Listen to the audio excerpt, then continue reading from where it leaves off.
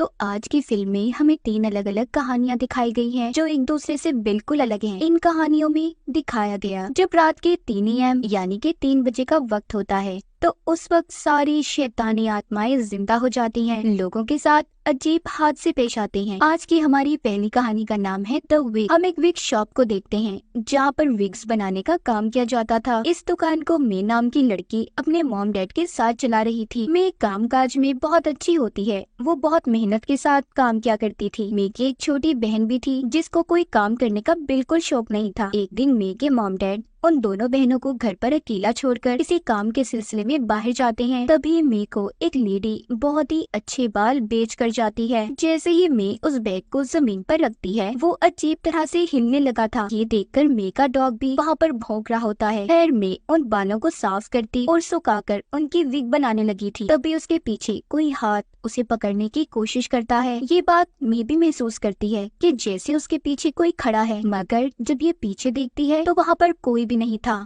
तभी मे की बहन आती है जो कहती है कि आज रात वो पार्टी में जा रही है तो इसलिए तुम दरवाजा खुला रखना क्योंकि मैं किसी भी वक्त वापस आ सकती हूँ। मे भी उन विग के बालों को पूरा करती है और अपनी दुकान का शटर लगाकर सोने चली जाती है। दरअसल इनकी दुकान घर के अंदर ही थी। अब क्योंकि रात भी बहुत ज्यादा हो गई थी तो इसलिए सोने से पहले वो बाथरूम में अपने मुंह को धोने जाती है। जैसे ही वो अपना सर झुकाती है उसके नाक से खून आने लगा था। वो उस खून को रोकने के लिए दवाई भी खाती है मगर खून फिर भी नहीं रुक रहा था। अब जैसे ही वो अपना मुंह धोने लगती है सिंक में पानी जमा हो जाता है। वो सिंक के सुराख को खोलने के लिए जब हाथ डालती है तो उसमें से बालों का गुच्छा बाहर आया था जिसे देखकर उसे कुछ समझ नहीं आता। तभी उस सुराख से अजीब सी आवाजें आने लगी थी। जब वो सुराख के अंदर देखने लगती है तो एक हाथ उस सुराख से बाहर आता है जिसे देखकर मैं बहुत ज्यादा डर गई थी और नीचे गिर जाती है। तभी उसकी आंख खुल गई थी। मतलब जो कुछ भी उसने देखा वो सिर्फ उसका एक सपना था। अब जब वो जागती है तो उसे अपने घर से शोर की आवाजें आ रही थी। मैं जब जाकर देखती है तो उधर उसकी बहन अपने दोस्तों के साथ होती है। मैं अपनी बहन को देखकर गुस्से में कहती है तुम तो अपने दोस्तों के साथ बाहर पार्टी करने वाली थी ना, तो यहाँ पर क्या कर रही हो। मगर मैं की बहन उसकी कोई बात नहीं सुनती और दोस्तों को लेकर अपने घर की छत पर पार्टी करने चली जाती है। पार्टी करते हुए मैं की बहन का दोस्त नीचे से एक विग उठा कर ले आया था और उसे पहनकर मजाक बना रहा होता है। ये दरअसल वही विग थी जिसको मैंने अभी अभी उन्हीं बालों से बनाया था जो उसे एक लेडी देकर गई थी। मैं भी उसे ऐसा करते देख लेती है और अपनी बहन के दोस्त को डांट कर विग रख कर आने का बोलती है। इस बात पर दोनों बहनों की लड़ाई हो गई थी। मैं की बहन अब उससे कहती है कि आखिर तुम मेरे दोस्तों को ऐसे कैसे डांट सकती हो। तभी जब मैं की बहन का दोस्त विग रखने नीचे जा रहा था तो एक हाथ उन्हीं बालों से निकलकर उस लड़के के मुंह और गर्दन को जकड़ लेता है। ऊपर से जब सभी उसकी चीखों की आवाज सुनकर नीचे आते हैं तो देखते हैं उस लड़के का सर जिस्म से अलग था और विक्स के दरमियान में रखा हुआ था। ये खौफनाक मंजर देखकर सभी बहुत ज्यादा डर गए थे और दुकान से बाहर निकलने की कोशिश करते हैं मगर हड़बड़ाहट में शटर की चाबी लॉक में ही फंसकर टूट जाती है। जब मेकी बहन की दोस्त अंदर दूसरी चाबी लेने गई तो उसके बाहर सब चीखने की आवाजों को सुनते हैं। ये जब उसे देखने जाते हैं तो वो बस यही कह रही थी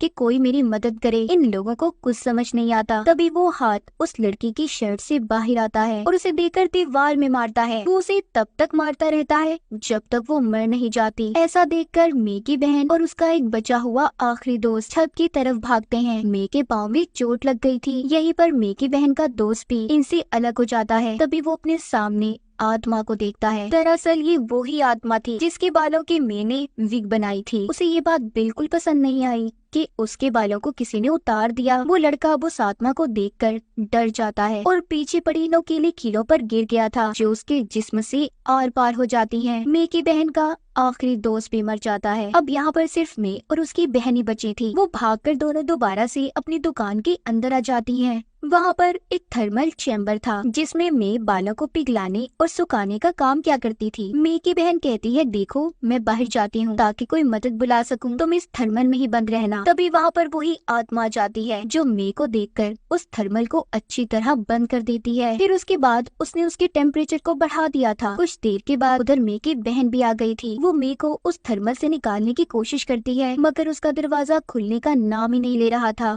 तभी टेम्परेचर ज्यादा होने की वजह से वो थर्मल फट जाता है। वहाँ पर जोरदार धमाका हुआ था। कुछ देर के बाद मे के मॉम डैड भी घर आ गए थे। मे की बहन अपनी मॉम को आवाजें देती है, पर ये क्या, उसकी मॉम ने ना ही उसे देखा था और ना ही उसे सुन पा रही थी। तभी मे आकर अपनी मॉम के गले लग जाती है। मे की बहन अपने पेट की तरफ देखती है जिसमें नोकीला कांच लगा हुआ था। यहाँ पर उसे पता चलता है कि वो तो मर चुकी है, लेकिन मरना तो मे को चाहिए था, क्योंकि जिस थर्मल में वो बंद थी उधर धमाका हुआ था। हम मे को देखते हैं जो अपनी मॉम के गले लगी हुई है। उसकी आंखें बिल्कुल सफेद थी, मतलब कि वो आत्मा मे के अंदर थी, इसीलिए उसे कुछ नहीं हुआ था। अब आत्मा मे के अंदर आकर और किसे मारने वाली थी। इसी के साथ पहली कहानी हमारी यहीं पर खत्म हो जाती है। अब आती है दूसरी कहानी की बारी, जिसका नाम है कॉप्स ब्राइडल, दुल्हन की लाश। तो कहानी के शुरू में हम एक लड़के टॉड को देखते हैं जो कि मुर्दा खाने में लाशों की हिफाजत का काम किया करता था। एक दिन उसे एक घर में भेजा जाता है जहाँ पर उसे मरे हुए हस्बैंड वाइफ की लाशों का ख्याल रखना था। टॉड की ड्यूटी ये थी कि एक हफ्ते तक वो इस घर में ही रुकेगा और उस कपल की लाशों की हिफाजत करनी थी, क्योंकि इनके यहाँ एक रस्म थी कि मरे हुए इंसानों की लाश को एक हफ्ते तक घर में रखना होता था और उनकी तस्वीर के आगे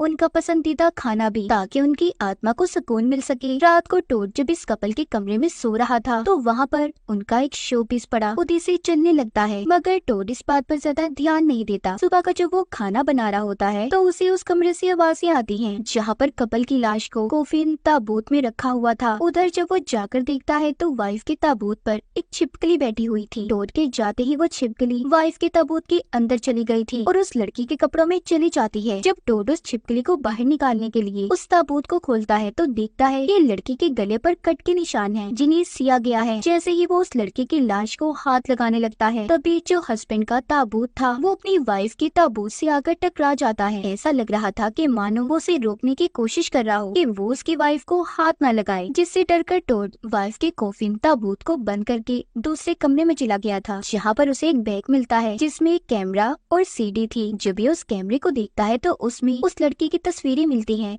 जिसमें उसे बांधा गया था। ये सब देखकर वो समझता है कि शायद इस लड़की का हस्बैंड इसे मारता था। तभी उस कमरे का दरवाजा जोर से बजता है। जब ये जाकर देखता है तो उस दरवाजे को किसी ने धागे से बांधा हुआ था। जब ये उस धागे का पीछा करता है तो इसे अपने सामने वही लड़की खड़ी हुई नजर आती है जो इसको अपने पास बुला रही थी। तभी पीछे से उस लड़की का हस्बैंड आकर उसे दबोच कर अपने साथ ले जाता है और वो टोड को ये धमकी देता है कि अगर तुम्हें अपनी जान प्यारी है तो हमारे घर को छोड़कर चले जाओ। तभी टोड की आंख खुल गई थी, मतलब ये सब उसका सपना था। जैसे ही वो नींद से जागता है बैग से मिली सीडी खुद ब खुद चल गई थी जिसमें उस लड़की का हस्बैंड उसे बांधकर बहुत बुरी तरह से मार रहा था। टोड ये देखकर सोचता है कि कितना बुरा हस्बैंड है जो अपनी वाइफ को ऐसे मार रहा है। अब ये उस कमरे में जाता है जहाँ पर इन दोनों की लाशें रखी हुई थी। वो देखता है कि वाइफ का कोफिन ताबूत खुला है और उसकी लाश भी हिली हुई है। अब उसे ऐसा लगता है कि शायद इस लड़की का हस्बैंड मरने के बाद भी इसका पीछा नहीं छोड़ रहा, वो भूत बनकर इसके पीछे पड़ा हुआ है। इसलिए टोड अब हस्बैंड के ताबूत को उसकी वाइफ के ताबूत से अलग कर देता है और जाकर एक मंदिर में रखकर धागे से बांध देता है। फिर वो लड़की के ताबूत के पास आकर उसकी लाश को ठीक करता है। इसी दौरान वो देखता है जिस धागे से उस लड़की का गला सिया हुआ था वो धागा तो कल रात इसने अपने सपने में देखा था, जिससे दरवाजे का लॉक बंधा हुआ था। ये देखकर वो थोड़ा हैरान हो जाता है। अब वो उस लड़की की लाश को गोद में रखकर उसके टांगों को जब ठीक कर रहा था तो उसे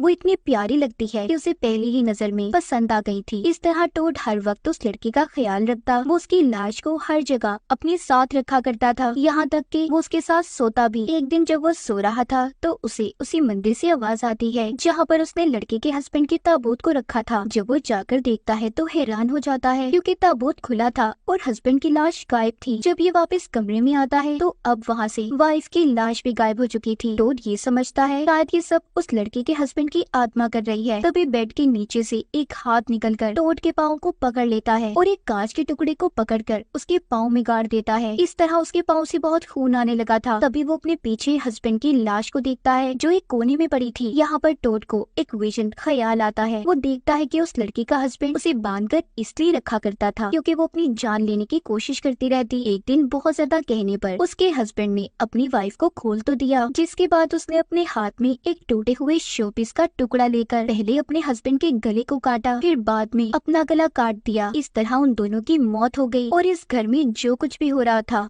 वो हस्बैंड की आत्मा नहीं बल्कि वाइफ उस लड़की की आत्मा कर रही थी, जिसे टोड पसंद भी करने लगा था। टोड को जब ये सारी बातें समझ आती है तो अब वो इस घर से भागने की कोशिश करता है। तभी वो देखता है कि घड़ी में रात के 3 बजे का वक्त है। वो जब यहाँ से भागने की कोशिश करता है तो एकदम से वो लड़की आकर उसका गला पकड़ लेती है, जिससे वो बेहोश हो गया था। कुछ देर के बाद जब उसे होश आता है तो खुद को उस लड़की के ताबूत में पाता है। वो बहुत चीखता चिल्लाता है, बाहर निकलने की कोशिश भी करता है, मगर उस ताबूत के ऊपर वही लड़की बैठी थी जो टोड को अब कभी भी बाहर निकलने नहीं देगी। हो सकता है कि वो लड़की टोड से इस बात का बदला ले रही हो कि टोड ने उसके साथ गलत किया। अब आखिरी और तीसरी कहानी आती है जिसका नाम है ओटी। हम एक लड़की को देखते हैं जो अपने ऑफिस में देर तक बैठी काम कर रही थी। दरअसल वो एक ऐप की मदद से किसी से बात कर रही होती है। तभी इस ऑफिस में काम करने वाले 2 और एम्प्लॉय अपना ओवर टाइम करके घर जा रहे थे। जब वो लिफ्ट की तरफ जाते हैं, जैसे ही वो लिफ्ट का बटन दबाते हैं, उनके सामने कटा हुआ सर हवा में लटक रहा था, जिसे देखकर दोनों बहुत ज्यादा डर जाते हैं। अंदर वो लड़की बैठी अभी भी बातें करने में मसरूफ थी। तभी अचानक से ऑफिस की सारी चीजें चल जाती हैं। सारे कंप्यूटर्स खुद ब खुद ऑन ऑफ हो रहे थे। ये देखकर वो लड़की भी डरकर यहाँ से भाग जाती है। तभी हम ऑफिस में 2 आदमियों को देखते हैं जो इस ऑफिस के बॉस थे। आज वो अपने एम्प्लॉयज को डराकर ऑफिस से भगा रहे थे। उनका मानना ये था कि उनके एम्प्लॉयज ओवर टाइम करके पैसे तो कमा लेते हैं मगर ऑफिस का काम नहीं करते, इसलिए दोनों बॉस एम्प्लॉय को सबक सिखाने के लिए ऐसा कर रहे थे। अब जो एम्प्लॉय लिफ्ट के पास खड़े थे उन्हें ये बात समझ आ जाती है कि उनके दोनों बॉस मिलकर उनके साथ ये मजाक कर रहे थे। खैर वो अब दोनों अपने बॉस के पास आते हैं और घर जाने की इजाजत लेते हैं। वो दोनों तो चले गए थे। ऑफिस में इनके बॉस, जिसका नाम टी होता है, अब अकेला था, जबकि दूसरा बॉस करण खाना खाने बाहर चला जाता है। जब टी बैठा काम कर रहा था तो उसे अपने साथ वाले कमरे से आवाज आती है। जब वो जाकर देखता है तो उसे ऐसा लगता है कि जैसे किसी की परछाई हो। जब वो लाइट जलाता है तो वहाँ पर कोई भी नहीं था। जब ये फ्रिज के पास जाता है तो फ्रिज भी हिल रहा था। तभी करण बॉस उधर खाना लेकर पहुँचता है और पूछता है कि क्या हो गया है तुम्हें, तुम क्यों इतने घबराए हुए हो। वो बताता है कि फ्रिज अभी थोड़ी देर पहले हिल रहा था। जब वो खाना रखने फ्रिज को खोलता है तो उसमें कोई भी नहीं था। वो तो खाना रखकर चला जाता है, मगर टी को अभी भी डर लग रहा था। तभी कुछ देर के बाद फ्रिज के अंदर से एक चुड़ैल बाहर आती है। टी जिसे देखकर बहुत ज्यादा डर जाता है। जब ये भागकर करण के पास जाता है तो उसे उसकी शक्ल में भी मॉन्स्टर दिखाई दे रहे थे। ये देखकर टी बहुत ज्यादा डर गया था और गिरकर बेहोश हो जाता है। दरअसल 2 एम्प्लॉय और करण मिलकर टी के साथ मजाक कर रहे थे। बहुत देर हो जाती है, उसे अभी तक होश नहीं आया था। जब एम्प्लॉय टी की सांसें चेक करता है तो वो मर गया था। ये देखकर तीनों बहुत ज्यादा डर जाते हैं। लड़की एम्प्लॉय बहुत रो रही थी। करण कहता है तुम दोनों घर जाओ, मैं सब संभाल लूंगा, मगर हाँ याद रखना इस बात के बारे में तुम किसी को नहीं बताओगी। तभी जब लड़की एम्प्लॉय टी के पास जाती है तो उसने उसका हाथ पकड़ लिया था, मतलब कि वो भी इनके साथ मजाक कर रहा था। सभी इस बात पर बहुत ज्यादा हंसते हैं। करण सबको रुकने का बोलकर अपने रूम से कुछ सामान लेने गया था। तभी काफी देर हो जाती है, करण वापिस नहीं आया था। जब टी और दोनों एम्प्लॉय जाकर देखते हैं तो करण ने खुद को रस्सी से लटकाया हुआ था, मगर ये भी सिर्फ उसका मजाक ही था, जिसे देखकर सब गुस्सा हो गए थे क्योंकि मजाक अब कुछ हद से ज्यादा ही बढ़ता जा रहा था। खैर ये चारों अब ऑफिस से जाने लगते हैं। तभी जब करण चाबी लेने एम्प्लॉय लड़की को बोलकर कमरे में भेजता है तो वहाँ पर जाकर वो देखकर हैरान हो गया था कि उधर टी की लाश पड़ी थी, जिसे देखकर वो डर जाता है। जब करण और एम्प्लॉय लड़की उसकी चीखें सुनकर उसके पास आते हैं तो वो भी ये देखकर हैरान हो गए थे और सोचते हैं कि टी तो मर गया, फिर जो हमारे साथ है वो कौन है। करण अपने दोनों एम्प्लॉय को लेकर ऑफिस से भागता है, पर तभी लाइट भी चली गई थी। इनका दरवाजा जो ऑटोमेटिक था वो भी मुकम्मल बंद हो चुका था। करण अपने दोनों एम्प्लॉयज को अपने कमरे से चाबी लाने का कहता है। जब वो बेचारे दोनों डरते हुए चाबी लेने जाते हैं तो वहाँ पर वो करण बॉस की लाश को देखते हैं, मतलब वो भी जब रस्सी से लटका तो उस वक्त उसकी मौत हो गई थी। उन्हें समझ नहीं आता यहाँ पर वो डरे या फिर भाग जाए। वो दोनों हड़बड़ाहट में लिफ्ट से जाने की बजाय सीढ़ियों से उतरकर जाने लगते हैं। उधर ऑफिस में हमें दिखाया जाता है दरअसल टी और करण ने उन एम्प्लॉय के साथ मिलकर मजाक किया होता है। जो लाशें उन्होंने देखी वो तो बस करण और टी की शक्ल जैसे रबड़ के पुतले थी। खैर अब टी और करण दोनों लिफ्ट से जाने लगते हैं, जहाँ पर इन्हें अपने दोनों एम्प्लॉयज मिलते हैं। ये कहते हैं सॉरी यार, हमें माफ कर दो, आज कुछ ज्यादा ही हो गया मजाक, पर जैसे तुम डरे ना बहुत मजा आया। मगर यहाँ पर वो दोनों उन्हें कुछ भी नहीं बोलते। जब लिफ्ट चलने ही वाली थी तो यहाँ पर टी को उनकी बिल्डिंग के चौकीदार का फोन आता है। इस वक्त 3 बज रहे थे। वॉचमैन चौकीदार बताता है कि आपके ऑफिस के 2 एम्प्लॉय सीढ़ियों से गिरकर मर गए। एम्बुलेंस उनकी लाशें ले जा रही है, क्योंकि हुआ कुछ यूँ था जब वो दोनों एम्प्लॉयज डरकर पागलों की तरह हड़बड़ाहट में सीढ़ियों से भाग रहे थे तो उन दोनों का पाँव फिसल गया। वो दोनों नीचे गिर गए और उनकी मौत हो गई। यानी कि टी और करण के साथ जो एम्प्लॉयज लिफ्ट में थे वो उनकी आत्माएं थी। करण और टी उन्हें देखकर समझ गए थे कि उन्हें अब कोई भी नहीं बचा सकता। जैसे ही लिफ्ट का दरवाजा बंद होता है, लिफ्ट नीचे की तरफ जाती दिखाई देती है, मतलब कि करण और टी मारे जा चुके थे। तो आपको इनमें से कौन सी कहानी अच्छी लगी कमेंट सेक्शन में जरूर बताइएगा। और इसी के साथ इस फिल्म की कहानियां भी यहीं पर खत्म हो जाती हैं।